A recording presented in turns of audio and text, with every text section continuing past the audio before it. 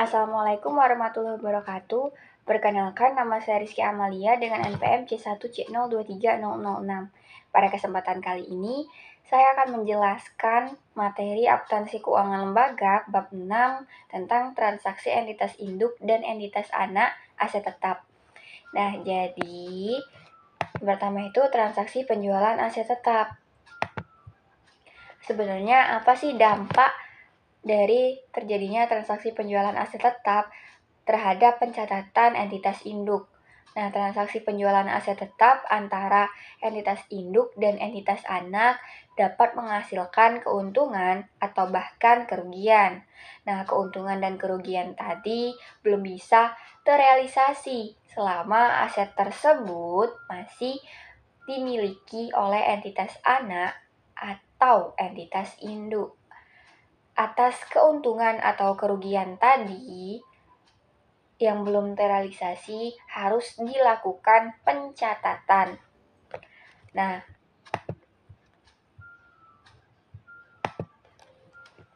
transaksi jual beli aset tetap antara entitas induk dan entitas anak harus dieliminasi dalam rangka penyusunan laporan keuangan konsolidasian.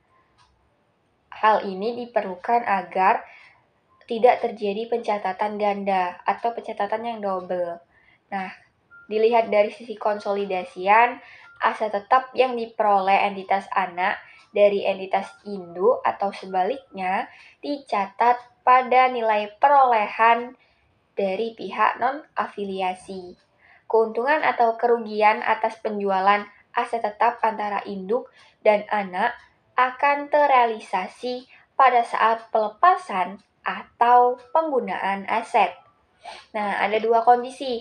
Yang pertama itu adalah ketika aset tetapnya tidak disusutkan. Yang kedua adalah di saat aset tetapnya disusutkan. Nah, jika aset tetapnya tidak disusutkan, maka keuntungan atau kerugian akan terrealisasi pada saat aset tetap tersebut dilepaskan.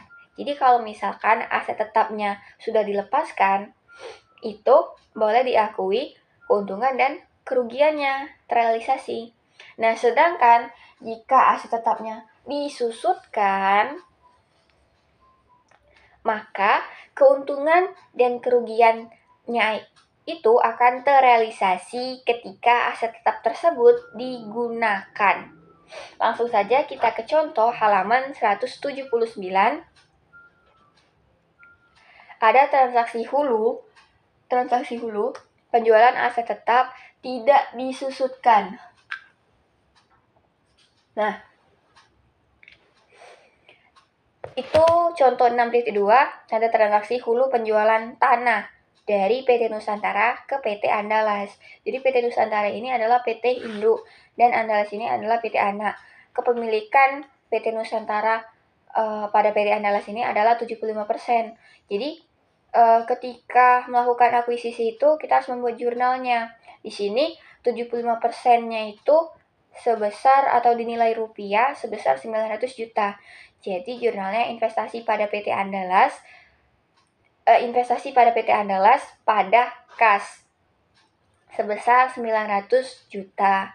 Nah, kemudian selama tahun 2020 PT Andalas ini melaporkan perolehan laba neto atau laba bersihnya sebesar 200 juta dan mengumumkan pembagian dividen sebesar 50 juta. Nah, karena ada laba neto dari entitas anak, maka entitas induk itu hanya boleh mengakui sebesar kepemilikannya terhadap entitas anak, yaitu sebesar 75%. Sehingga 200 juta tadi, yaitu laba bersih keseluruhan dikalikan dengan 75%, yaitu 150 juta. Jurnalnya adalah investasi pada PT Andalas yang didebit, dan yang dikredit adalah bagian laba atas PT Andalas. Nah, kemudian karena pada saat yang sama juga membagikan dividen, maka dividennya itu juga diakui sebesar kepemilikan entitas anak, yaitu 75% dari total dividen keseluruhan 50 juta. 75% dari 50 juta adalah 37.500. Sehingga jurnalnya itu adalah kasnya di debit, dan investasi pada PT Andalasnya di kredit. Investasi pada PT Andalasnya berkurang karena kan laba yang diperoleh tadi dikeluarkan, yaitu untuk dibagikan untuk pemegang saham. Nah, kemudian karena terjadi transaksi hulu, yaitu penjualan tanah oleh PT Nusantara ke PT Andalas, yaitu transaksi dari induk ke anaknya, yaitu menurun hulu, maka atas penjualan tanah tersebut, PT Nusantara, yaitu PT induk ini, membukukan keuntungan sebesar 30 juta. Karena sampai dengan akhir 2020, tanah tersebut masih dimiliki oleh PT anak itu. Nah, maka keuntungan atas penjualan tanah tersebut belum terrealisasi. PT Induk atau PT Nusantara harus menangguhkan keuntungan tersebut secara penuh dan melakukan pencatatan bagian laba atas entitas anak pada investasi pada entitas pada PT Andalas sebesar 30 juta. 30 juta tadi didapatkan dari harga penjualan, yaitu 150 juta, dikurangi dengan tanah, harga perolehan tanahnya, yaitu 120 juta. Ya, bisa dilihat di halaman 180.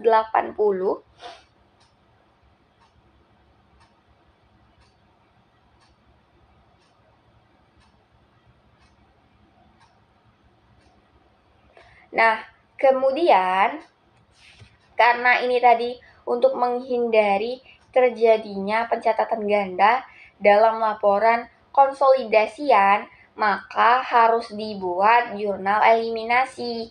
Jurnal eliminasinya adalah keuntungan penjualan tanah pada tanah sebesar 30 juta.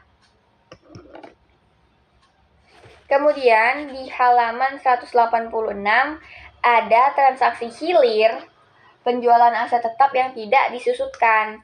Nah, soalnya ini sama seperti PT Nusantara dan PT Andalas tadi, kepemilikannya 75%, sehingga kita membuat dulu jurnal untuk akuisisi pertama kali, yaitu investasi pada PT Andalas 900 juta, dan di soal ini juga memperoleh laba sebesar 220 juta. Jadi kita harus mencatatnya sebesar porsi kepemilikan kita kepada perusahaan anak, yaitu 75% dari 220 juta, sebesar 165 juta. Jurnalnya sama, investasi pada PT Andalas, investasi pada PT Andalas yang di debit, dan yang di kredit itu bagian laba atas PT Andalas. Nah, kemudian karena ini juga membagikan dividen sebesar 50 juta, jadi kita catatnya sebesar porsi kepemilikan kita, yaitu 70% dari 50 juta, 37 juta 500. Kasnya kita debit, dan yang kita kredit itu investasi pada PT Andalas. Nah, kemudian selama tahun 2020 terdapat transaksi hilir, yaitu penjualan tanah oleh PT Andalas ke PT Nusantara. Jadi hilir ini dari anak ke induk, naik transaksinya hilir. Nah, harganya itu sebesar 70 juta. Atas penjualan tersebut, PT Andalas atau PT Anak membukukan keuntungan sebesar 20 juta. Nah, karena prinsipnya di sini transaksi hilir itu, jadi pencatatannya itu tidak pencatatan secara penuh, tetapi pencatatannya sesuai dengan porsi kepemilikan terhadap perusahaan anak, yaitu 75% dari 20 juta, 15 juta. Jurnalnya bagian laba atas PT Andalas pada investasi pada PT Andalas. Nah, kemudian sama seperti yang sebelumnya, kita harus membuat jurnal eliminasi. Jurnal eliminasinya ini sama dengan jurnal eliminasi yang sebelumnya, yaitu keuntungan penjualan tanah pada tanah. Hanya saja nominalnya berbeda. Ketika terjadi transaksi hulu, pencatatannya secara penuh. Tetapi ketika terjadi transaksi hilir, pencatatannya itu hanya sebesar porsi kepemilikan induk terhadap anaknya. Kemudian di halaman 196 kita berpindah, yang hilir sudah selesai, hulu sudah selesai. Nah, saatnya kita masuk ke aset yang tidak disusutkan.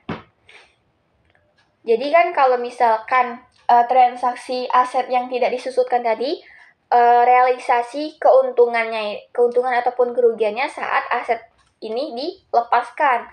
Tapi kalau untuk aset tetap yang disusutkan, maka realisasi asetnya ini bukan realisasi aset, realisasi keuntungan atau kerugiannya itu direalisasi saat aset ini digunakan.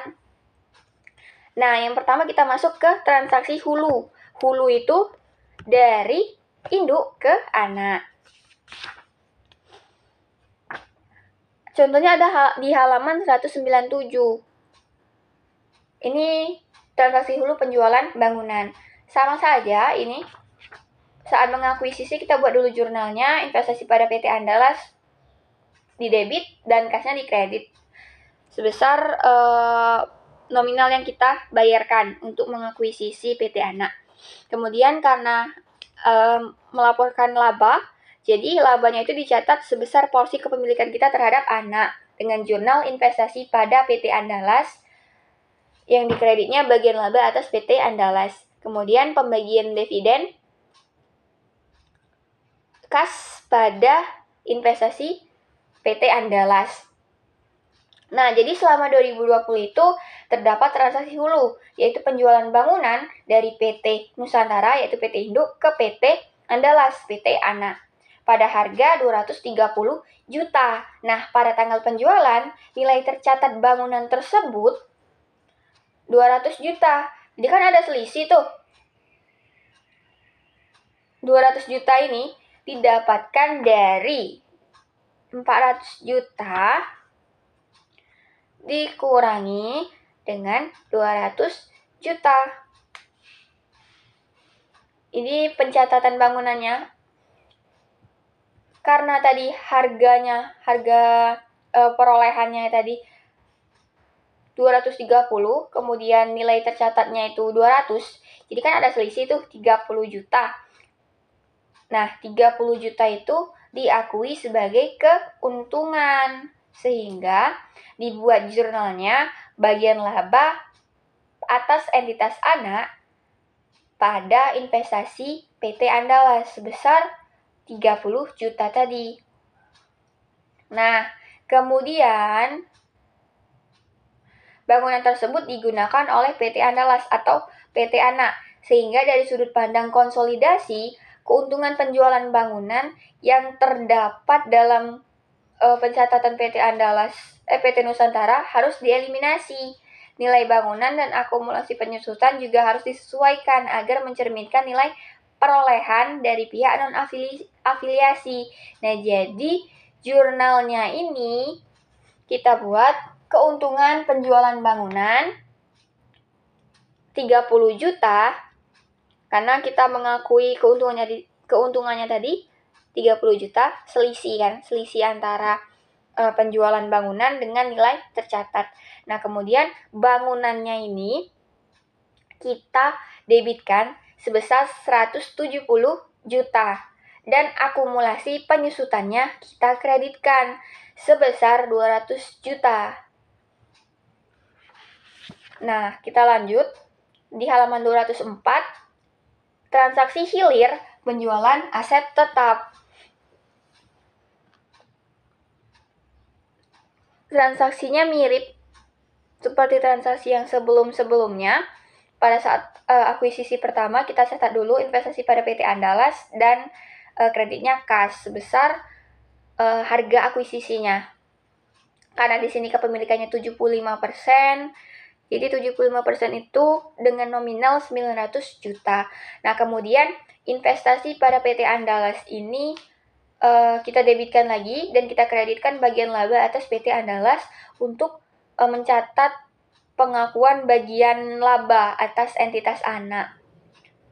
Kemudian karena dia membagikan dividen juga, kita mencatatnya bagian dividennya ini ada 50 juta. Karena kepemilikan cuma 75%, jadi 37.500.000. Kasnya di debit dan ini kredit adalah investasi pada PT Andalas. Nah, kemudian selama periode 2020 terdapat transaksi hilir, yaitu penjualan peralatan dari PT Andalas ke PT Nusantara, dari PT Anak ke PT Induk dengan harga 150 juta. Nah, pada tanggal penjualan nilai tercatatnya itu 100 juta. Sehingga PT Andalas itu mengakui 50 juta sebagai keuntungan. 50 juta itu kan selisih antara penjualan tadi dengan nilai tercatat.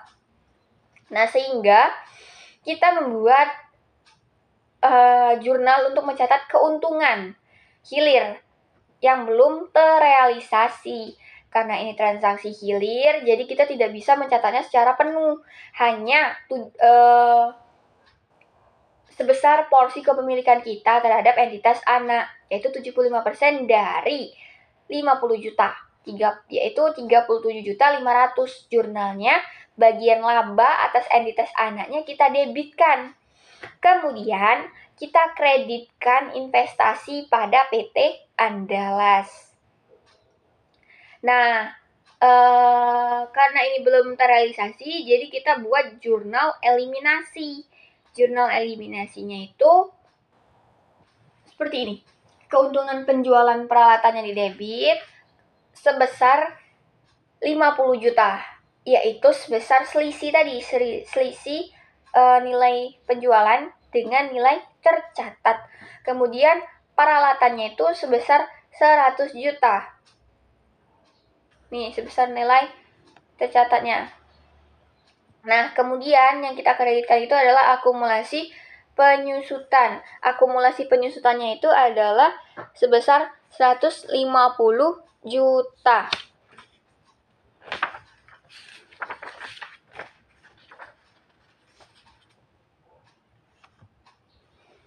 Nah, itu saja yang dapat saya sampaikan.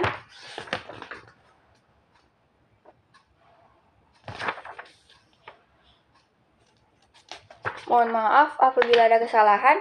Saya akhiri. Wassalamualaikum warahmatullahi wabarakatuh.